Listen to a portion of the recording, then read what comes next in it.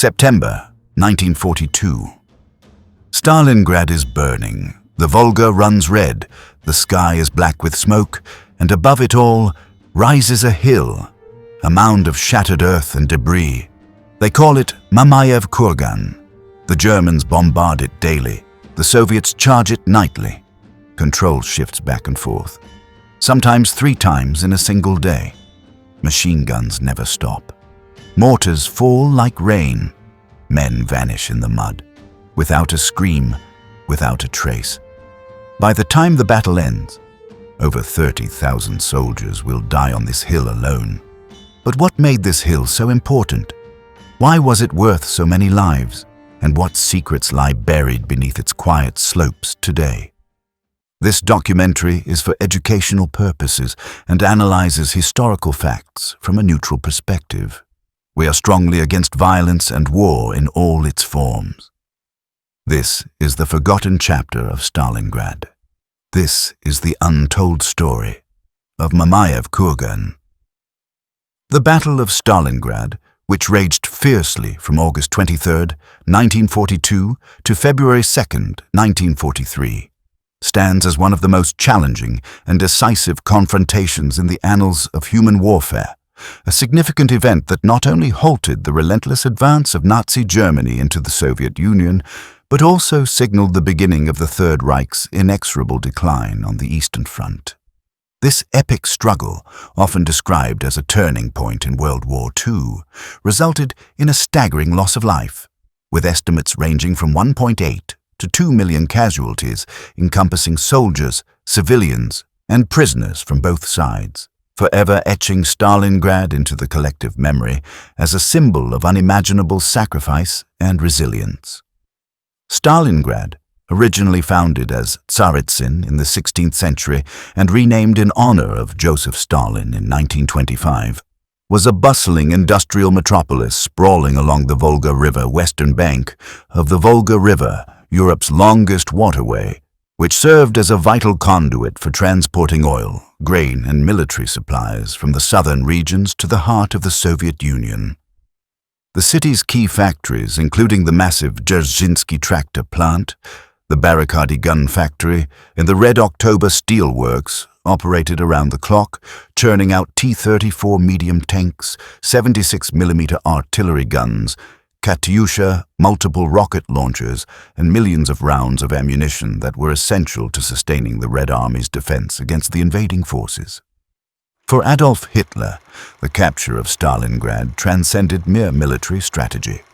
It was a profoundly symbolic objective, a city bearing the name of his most hated adversary, Joseph Stalin, whose fall would deliver a devastating psychological blow to Soviet morale, potentially fracturing the USSR's will to resist and paving the way for German domination over the resource-rich Caucasus region, where vast oil fields in Baku and Maikop promised to replenish the fuel-starved Wehrmacht and Luftwaffe. Hitler's grand vision for Operation Barbarossa, the invasion of the Soviet Union launched on June 22, 1941, had initially achieved spectacular successes, with German panzer divisions encircling and destroying entire Soviet armies in massive battles at Minsk, Smolensk, and Kiev, capturing hundreds of thousands of prisoners and advancing deep into Russian territory. However, by the winter of 1941 to 1942, the tide began to turn as brutal cold, logistical breakdowns, and Soviet counter-offensives outside Moscow inflicted heavy losses on the invaders, forcing Hitler to recalibrate his plans for 1942. The summer offensive, codenamed Case Blue, aimed to seize the Caucasus oil fields while simultaneously securing Stalingrad to protect the northern flank. But this dual objective stretched German resources thin, with Army Group B tasked with taking the city while Army Group A pushed south. Stalin, acutely aware of the city's symbolic and strategic importance, issued frantic orders to hold Stalingrad at all costs, mobilizing reinforcements from across the vast Soviet Empire and appointing determined commanders to orchestrate its defense. On August 23, 1942, the Luftwaffe, under the command of General Wolfram von Richthofen, unleashed a devastating aerial onslaught, one of the most concentrated bombing campaigns of the war, dropping more than 1,000 tons of high-explosive and incendiary bombs in a single day, transforming the city into a raging inferno that consumed entire neighborhoods and claimed the lives of tens of thousands. Historian Antony Beevor, in his meticulously researched book Stalingrad, The Fateful Siege, 1942 to 1943, vividly recounts how the bombings created firestorms with temperatures exceeding 1,000 degrees Celsius, where asphalt streets melted into sticky traps, wooden homes exploded into flames, and hurricane-force winds generated by the heat sucked in debris, vehicles, and even people, resulting in up to 70,000 civilian deaths and 150,000 injuries in just 48 hours. Survivors described the Volga River itself ablaze with floating oil slicks, and the sky so choked with smoke that day turned to night, with ash falling like snow for days afterward. Paradoxically, this wholesale destruction played into Soviet hands as the resulting rubble, piles of shattered concrete, twisted rebar, and collapsed buildings created a labyrinthine battlefield ideal for defensive warfare, where snipers could hide in attics, machine guns could be positioned in basements, and every street became a potential ambush site, neutralizing the German superiority in tanks and aircraft. General Friedrich Paulus, commanding the 6th Army, a force of over 300,000 battle-hardened troops, including elite panzer divisions and supported by allied Romanian, Italian, and Hungarian units, advanced into the smoldering ruins expecting a swift victory, but they were met by General Vasily Chuikov's 62nd Army, a tenacious formation of approximately 50,000 men, many of them poorly equipped but driven by a mix of patriotic fervor, fear of NKVD execution squads, and ingenious urban tactics. Chuikov, a tough, chain-smoking commander known for his hands-on leadership, coined the phrase "hug the enemy," urging his troops to engage the Germans at such close quarters, often mere meters apart, that Luftwaffe pilots hesitated to bomb for fear of friendly fire, turning the battle into a primitive, visceral grind of hand-to-hand combat with grenades, bayonets, and shovels. At the very heart of this challenging landscape rose Mamayev Kurgan, a 102-meter-high tumulus or ancient burial mound, steeped in historical and cultural significance, named after the Tatar Prince Mamai, whose forces were legendarily defeated nearby in the 1380 Battle of Kulikovo, a pivotal event in Russian history, symbolizing resistance against invaders. For centuries, the hill had served as a site of pilgrimage, its gentle slopes covered in wild grasses and offering sweeping vistas of the Volga's bends, the city's industrial skyline, and the endless steppe beyond. But in 1942, its elevation transformed it into a military prize of unparalleled value. Whoever controlled Mamayev Kurgan could position artillery observers and forward spotters to direct precise barrages across the entire battlefield, targeting enemy troop concentrations, supply depots, and river ferries with devastating accuracy, while denying the same advantage to the opponent. Renowned military historian David Glantz, in his exhaustive volumes like Armageddon in Stalingrad, September to November 1942, underscores how the hill changed hands over 100 times during the battle, serving as a microcosm of the larger conflict, where ferocious assaults and counter-assaults left the terrain unrecognizable. A barren, cratered moonscape with shell holes deep enough to swallow armored vehicles, barbed wire entanglements snaking through the mud, and the remnants of shattered bunkers and observation posts.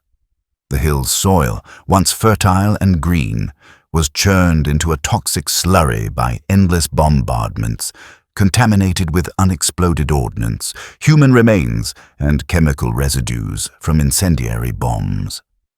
Soviet defenders, bound by Stalin's infamous Order No. 227, issued on July 28, 1942, which proclaimed "not a step back" and authorized summary executions for cowards or retreaters by special NKVD blocking detachments, fought with a desperation born of survival, knowing that failure meant not only death at German hands, but also potential liquidation by their own side. German soldiers, motivated by Hitler's fanatical insistence on victory and promises of glory in the Führer's new order, saw the hill as the key to breaking the Soviet spine, but they underestimated the Red Army's adaptability and the sheer human cost required to hold such ground. The struggle for Mamayev Kurgan thus became a testament to the war's savagery, a place where strategy intersected with raw endurance, and where the fates of nations were decided amid piles of debris and significant losses. Historians like Chris Bellamy in Absolute War emphasize that the hill's repeated captures and recaptures, sometimes up to 8 times in a single day, drained resources from both sides, with the Germans committing entire divisions to its slopes, while Soviets funneled fresh troops across the Volga to reclaim it, turning the mound into a symbol of unyielding defiance that foreshadowed the broader Soviet victory. The Luftwaffe's daily raids and German artillery turned the hill into an infernal wasteland, with Stuka dive bombers screaming overhead and shells raining down like apocalyptic hail. Yet Soviet troops clung to their positions with grim determination, reinforced by nighttime crossings of the Volga under cover of darkness. This unyielding defense not only exhausted German resources, but also bought precious time for Soviet high command to plan a massive counteroffensive, making Mamayev Kurgan a pivotal symbol of resistance that helped shift the momentum of World War II from the Axis to the Allies. To delve deeper into the hill's role, consider the environmental transformation.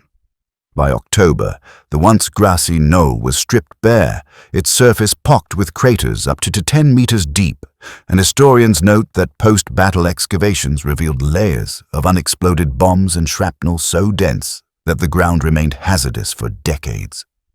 The fight for the hill was not merely a military engagement, but a profoundly human drama, where individual stories of courage, fear, and tragedy unfolded against the backdrop of total war, illuminating the personal costs behind the grand historical narrative. To capture this essence, we draw upon a rich array of personalities, real historical figures and composite characters based on authentic accounts from diaries, letters, memoirs, and oral histories that bring the hill's chaos to life in vivid detail. General Vasily Ivanovich Chuikov, the 42-year-old commander of the 62nd Army, was a battle-scarred veteran whose leadership defined Soviet defiance. Born in 1900 to a peasant family, he joined the Red Army during the Russian Civil War, rising through the ranks with stints in the Polish-Soviet War and the Winter War against Finland, where he honed his skills in defensive warfare. In Stalingrad, Chuikov set up his command post in a dugout on the Volga's cliffside, so close to the front that German snipers once shot at his map table, and he famously declared, "We will defend the city or die in the attempt," embodying the not a step back ethos while innovating tactics like multi-level fighting in buildings and constant counterattacks to keep the enemy off balance. His counterpart, General Friedrich Wilhelm Ernst Paulus, was a 52-year-old Prussian aristocrat and staff officer, known for his intellectual demeanor and precise planning. Paulus had helped design the invasion of France in 1940, but lacked extensive combat experience, and his appointment to lead the 6th Army was a gamble by Hitler. As the battle dragged on, Paulus's letters revealed growing anxiety, with one noting, "The Russians are fighting like wild animals," highlighting his underestimation of Soviet resilience. On the Soviet side, rifleman Ivan Volkov represents the countless young conscripts. A composite based on accounts from soldiers like those in The Road to Stalingrad by Mansur Abdulin, Volkov was a 20-year-old from a Siberian village, drafted in 1941, trained hastily, and ferried across the Volga in September 1942 amid exploding shells, his trembling hands gripping a Mosin Nagant rifle as he dug into the hill's slopes. Writing in his diary, "The earth shakes. Friends fall, but we hold for Mother Russia." German infantryman Hans Müller, drawn from anonymous letters in Last Letters from Stalingrad, was a 24-year-old from Hamburg, a former student mobilized into the 76th Infantry Division, marching toward Mamayev Kurgan with initial confidence, believing propaganda about inferior Slavs, but soon penning home, "This hill is a graveyard.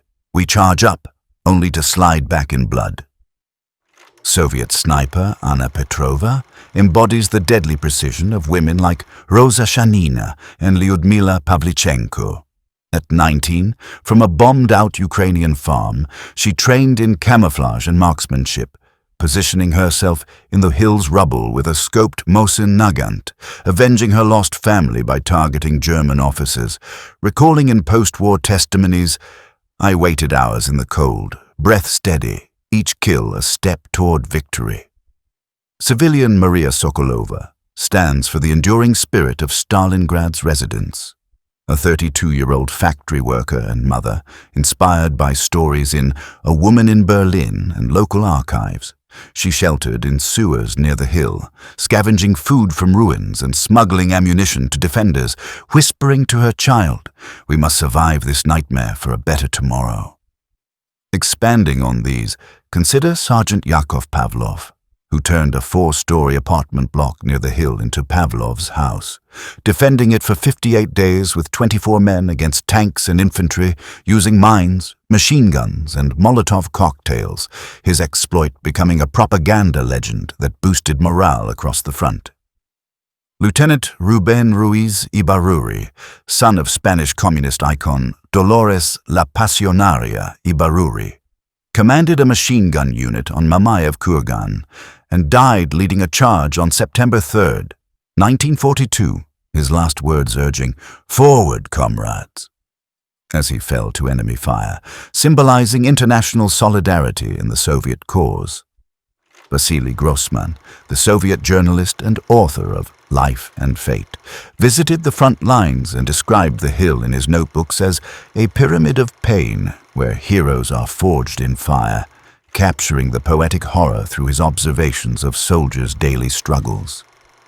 Adding to the aerial dimension, Colonel Lyudmila Litviak, one of the Night Witches from the 588th Night Bomber Regiment, flew daring sorties over the hill, dropping bombs from her Polikarpov Po-2 biplane in pitch darkness, her squadron's silent approaches terrorizing German positions and providing crucial support to ground troops.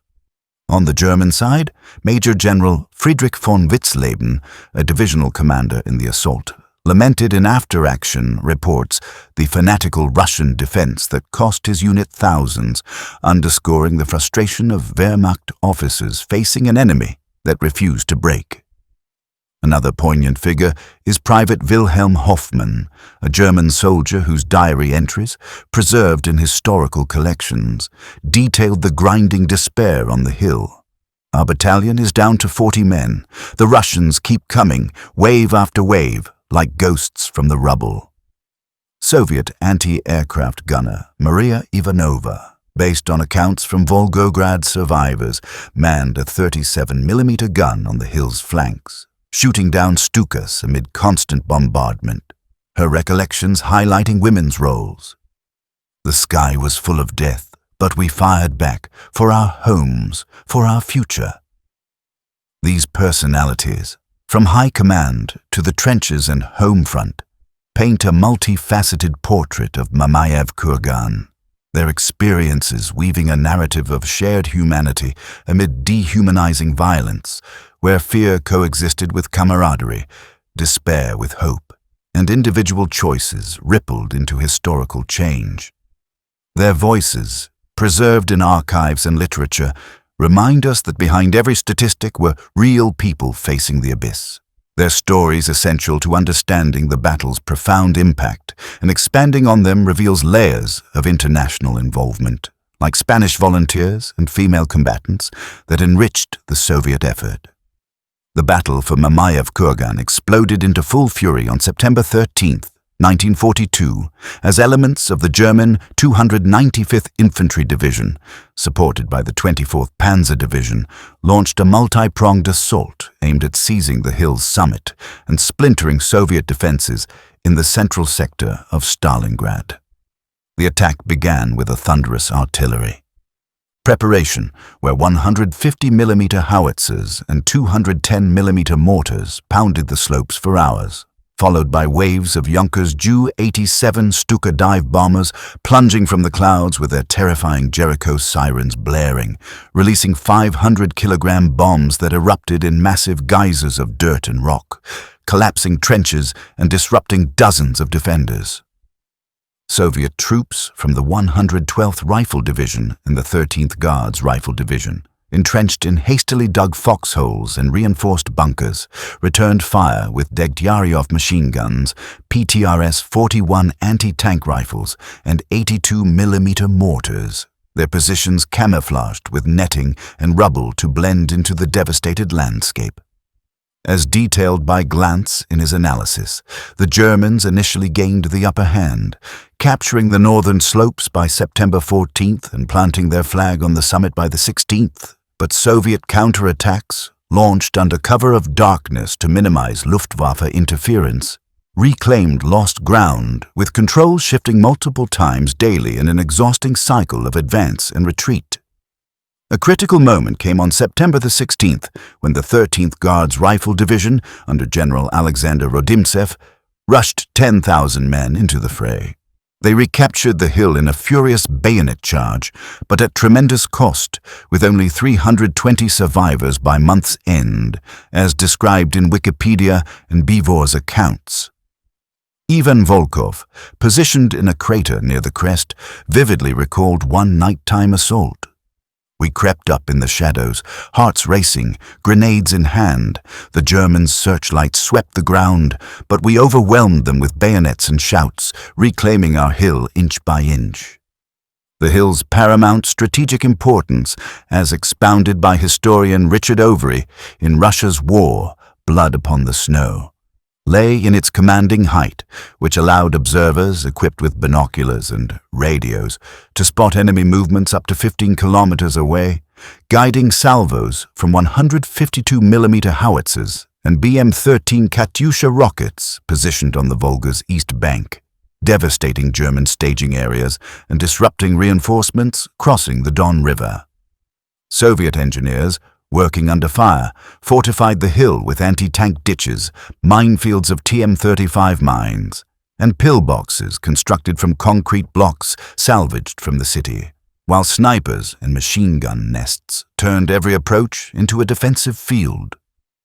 German Panzer 3 and 4 tanks, their long-barreled 75mm guns, firing high-explosive rounds, attempted to spearhead breakthroughs but found the terrain treacherous, with steep inclines, soft clay soil, and hidden craters causing vehicles to tip over or become immobilized, easy prey for Soviet anti-tank teams hurling bundles of grenades or firing from concealed positions.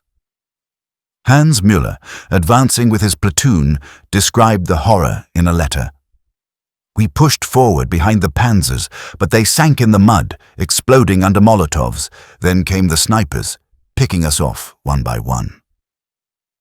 From German eyewitnesses in Survivors of Stalingrad by Reinhold Busch, one soldier recounted, "The hill was a relentless challenge. We took the top, only for Russians to swarm back like ants, their screams echoing in the night."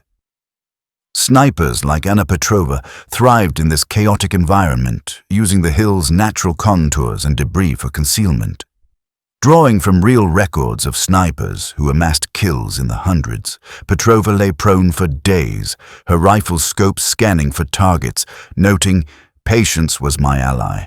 I ignored the cold, the hunger, focusing on the officer's cap, squeezed the trigger, and chaos ensued below." By the end of September, the hill had become a vast open grave, with an estimated 8,000 to 10,000 bodies, Soviet and German alike, scattered across its 200,000 square meters, many unburied and decomposing, fostering outbreaks of dysentery and typhus that weakened both sides. Civilians like Maria Sokolova, enduring in makeshift shelters at the hill's base, braved the dangers to support the fighters. Oral histories from the Volgograd Museum and the National WWII Museum describe women like her venturing out at dusk to collect water from shell craters or deliver messages through minefields, with Sokolova recalling, "The explosions never stopped, but I thought of my daughter. Her future depended on holding this mound." As October dawned, the fighting intensified, with German General Paulus committing more reserves, including the 14th Panzer Division, in a bid to secure the hill definitively, launching up to 15 assaults per day, each preceded by Stuka strikes and flamethrower teams scorching Soviet positions.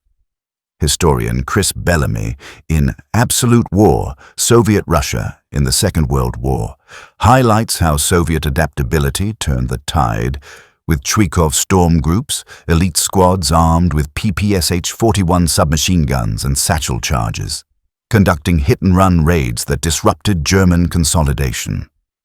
Key events included the brutal fighting around the water towers and communication trenches on October 2nd, where Soviets repelled a massive push, and the hill's slopes became so littered with dead that soldiers used bodies as sandbags, as noted in Glanz's works. The Luftwaffe ramped up operations, deploying Heinkel He-111 medium bombers and Junkers U-88s to drop clusters of incendiary bombs, setting the hill's remaining vegetation ablaze and filling the air with choking smoke that reduced visibility to mere meters. In response, Soviet 37mm and 85mm anti-aircraft guns, manned by units like the 1077th Anti-Aircraft Regiment, composed largely of young women, raked the skies, downing over 50 aircraft in October alone, their flaming wrecks crashing onto the slopes and adding to the destruction. The legendary Night Witches of the 588th Night Bomber Regiment, all-female pilots flying antiquated Polikarpov. Po-2 biplanes conducted harrowing low-level sorties over Mamayev Kurgan, cutting engines to glide silently before releasing 100-kilogram bombs on German trenches, their harassment tactics denying rest to exhausted troops. One pilot, Nadezhda Popova, who flew 852 missions, later said, "From above, the hill looked like a volcano. Our bombs were sparks of revenge for our fallen." Close-quarters combat dominated, with trenches becoming arenas for intense melees where soldiers wielded entrenching tools as weapons, and stories emerged of duels between snipers or hand-to-hand fights over water puddles. A notable episode on October 22nd saw a Soviet company, led by Captain Ruben Ibaruri, retake a key bunker after a 3-hour grenade battle, only to lose it again amid counterfire that claimed Ibaruri's life.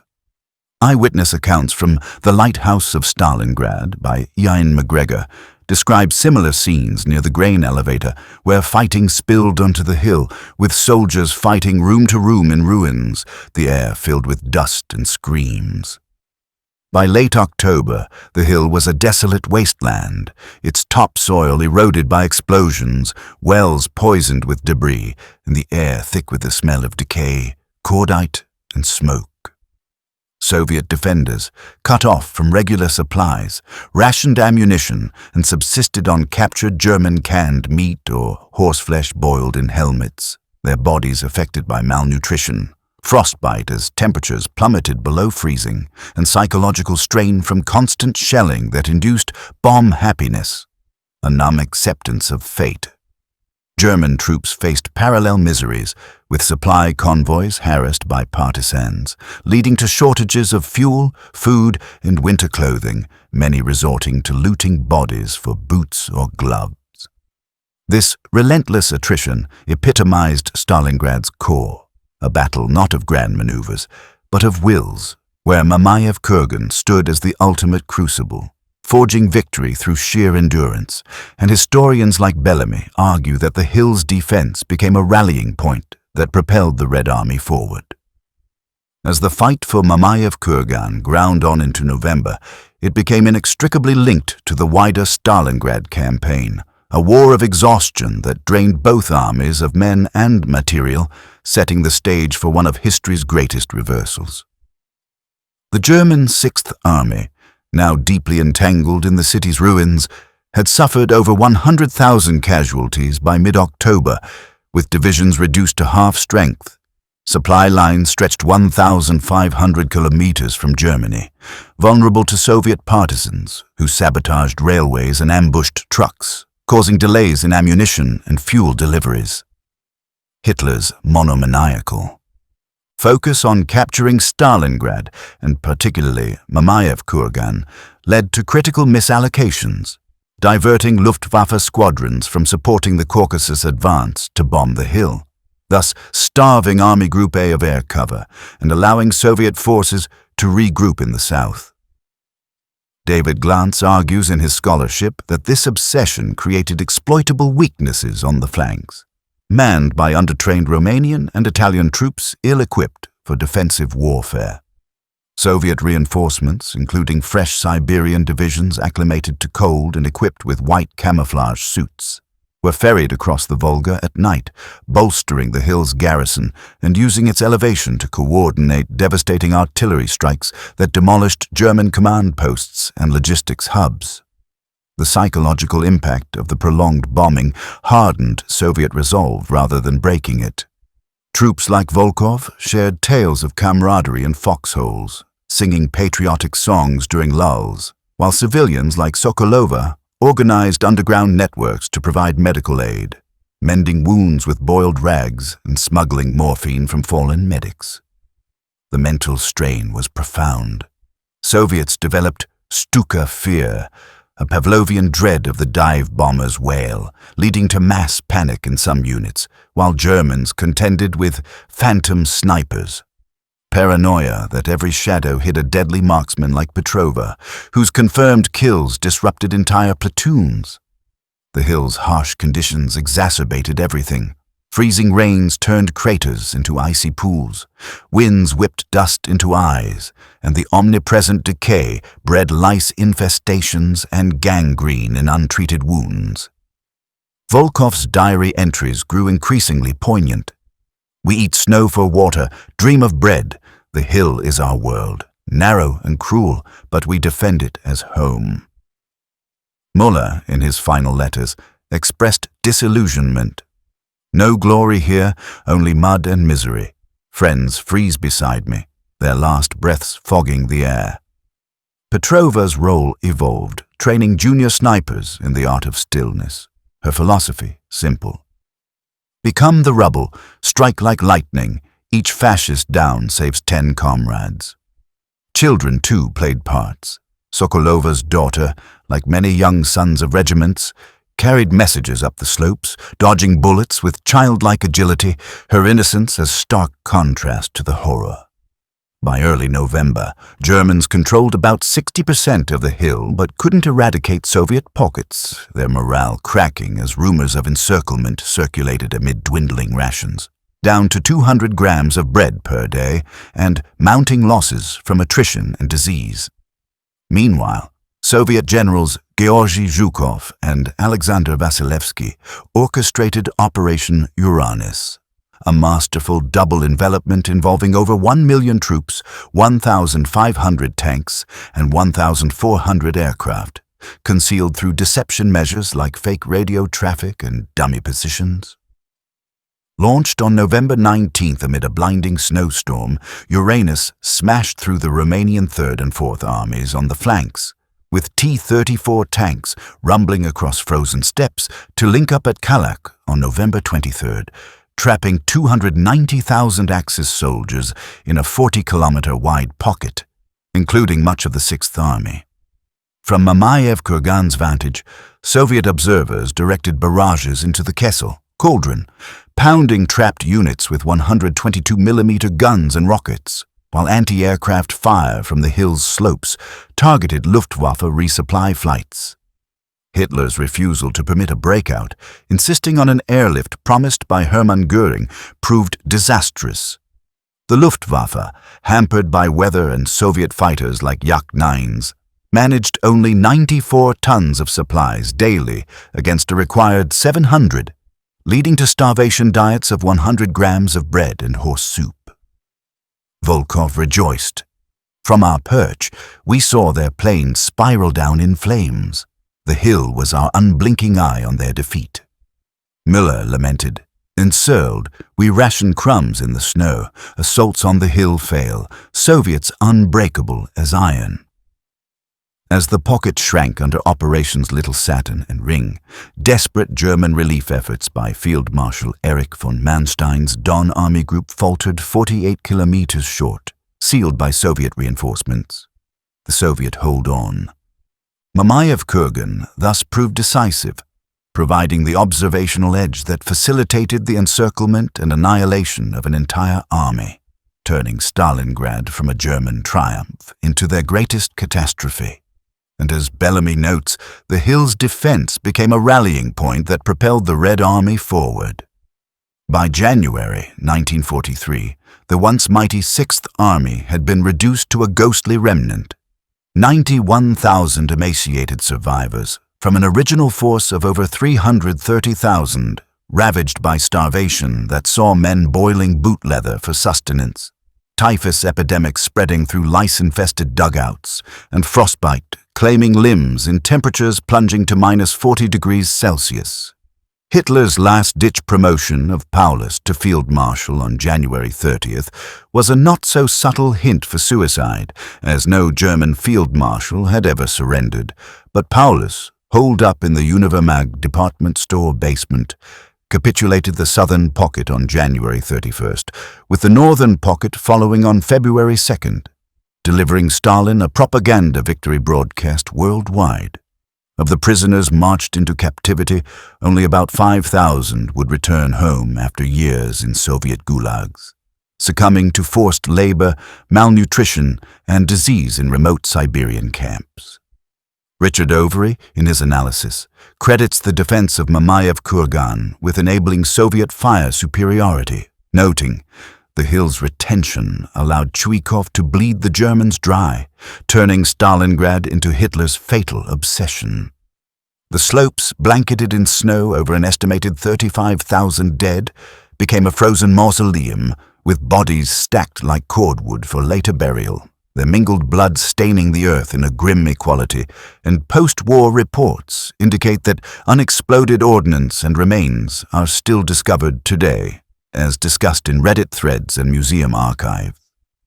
Chris Bellamy posits that Stalingrad, with Mamayev Kurgan as its fulcrum, ignited the Red Army's offensive spirit, leading to victories at Kursk in July 1943-43, the liberation of Ukraine, and the push into Eastern Europe, culminating in the storming of Berlin in May 1945 and the Reich's collapse. The battle's overall human cost, approximately 800,000 Axis losses, killed, wounded, captured, and 1.1 million Soviet casualties, renders it the bloodiest in recorded history, a statistic that encompasses not just soldiers, but entire families wiped out in the bombings and sieges. In modern Volgograd, Mamayev Kurgan has been transformed into a solemn memorial complex, dominated by the iconic 85-meter The Motherland Calls statue, a sword-wielding woman symbolizing the call to arms, overlooking halls of eternal flames, mass graves, and sculptures honoring the fallen, attracting over 2 million visitors annually to reflect on the sacrifices. The complex, completed in 1967 after years of construction that involved removing tons of war debris and reinterring remains, stands as a UNESCO tentative site, its eternal flame lit in honor of the heroes, and social studies like those in academia.edu explore how it serves as a space for remembrance and national identity. Archaeological digs continue to unearth relics, rusted helmets, dog tags, letters, and weapons, secrets that whisper of personal tragedies like a German soldier's unsent postcard or a Soviet locket with a family photo preserved in museums to educate future generations. The hill addresses our initial enigmas. Its elevation made it the battlefield's eye, worth legions of lives for control. The sacrifices of figures like Volkov, Müller, Petrova, and Sokolova forged its legend, and beneath lie not just bones, but echoes of endurance, artifacts of a defiance that reshaped the world. Mamayev Kurgan endures as Stalingrad's bloodiest sentinel, a monument to the indomitable human will that triumphed over aggression in one of history's most defining moments. Its legacy extending to modern commemorations that link past heroism to contemporary resilience. If this story inspired you, challenged you, or made you see World War II in a new light, we'd be honored to have you as part of our growing community. Subscribing isn't just a click. It's a way to support more powerful stories, more forgotten voices, and more truth from the past. So if you believe these stories matter, hit that subscribe button and let's keep building this journey together. And don't forget to leave a comment. We read them all and love hearing your thoughts. Until next time, keep exploring history with Epic War. Keep asking questions. Keep seeking the truth.